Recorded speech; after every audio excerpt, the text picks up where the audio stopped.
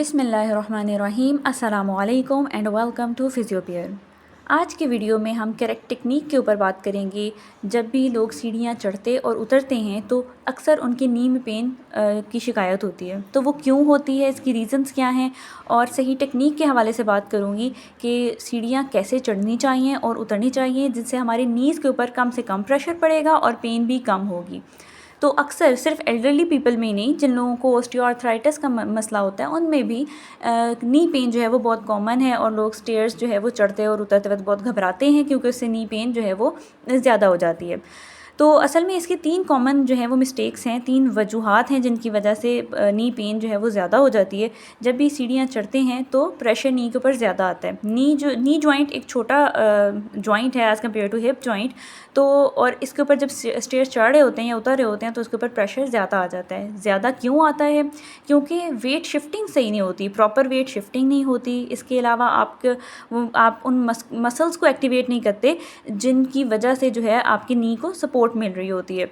और नंबर 3 पे है कि जी आपकी नी की अलाइनमेंट ठीक नहीं होती, आपकी नीज़ को आप ज़्यादा बेंड कर लेते हैं जिसकी वजह से नी के ऊपर और एक्स्ट्रा प्रेशर आ जाता है और पेन जो है वो इंक्रीज़ हो जाती है। ये जैसे पिक्चर में दिखाया गया है कि टोज़ के ऊपर जो है वो वेट डाला हुआ है, जो कि ये मैं आपको गलत वाली टेक्निक दिखा रही हूँ, ये गलत पोजीशन है अपस्टेयर्स जाने की। तो इसमें क्या है कि टोज़ के ऊपर वेट है जो कि गलत है, वेट शिफ्टिंग ठीक नहीं है। आपकी हील और आपका फुट जो है वो फ्लैट होना चाहिए, हील के ऊपर आपके वेट आना चाहिए। नंबर 2 पे आप नीज़ चेक करें तो वो नी जो है वो फॉरवर्ड आ रहा है, आपके टोस से आगे जा रहा है, जिसकी वजह से नी के ऊपर ज़्यादा प्रेशर आएगा और फ्यूचर में जाके अगर आपकी अभी पेन नहीं भी हो रही तो फ्यूचर में पेन के चांसेस जो हैं वो बढ़ जाते हैं।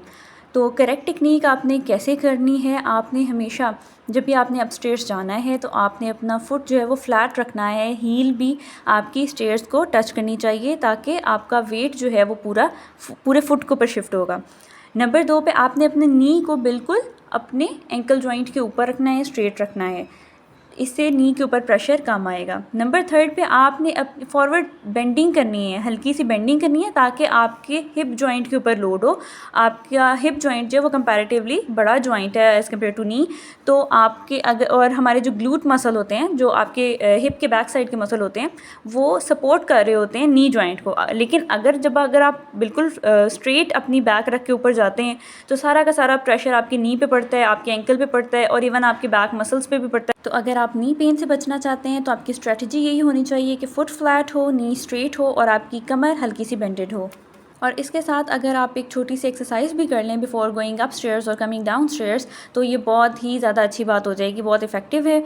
आपके ग्लूट मसल को ये जो है वो एक्टिवेट कर देगी।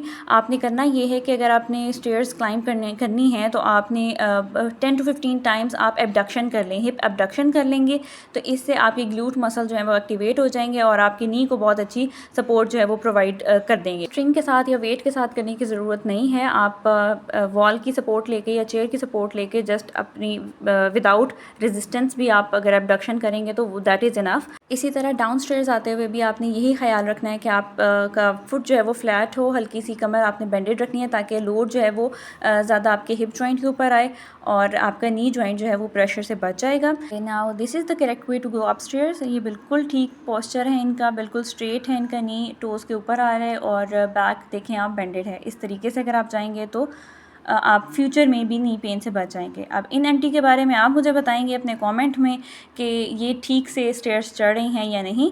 तो आई होप आज की वीडियो आपको पसंद आई हो, और अगर ऐसा है तो do like it, share it and subscribe my channel. Thank you so much. अल्लाह हाफिज़।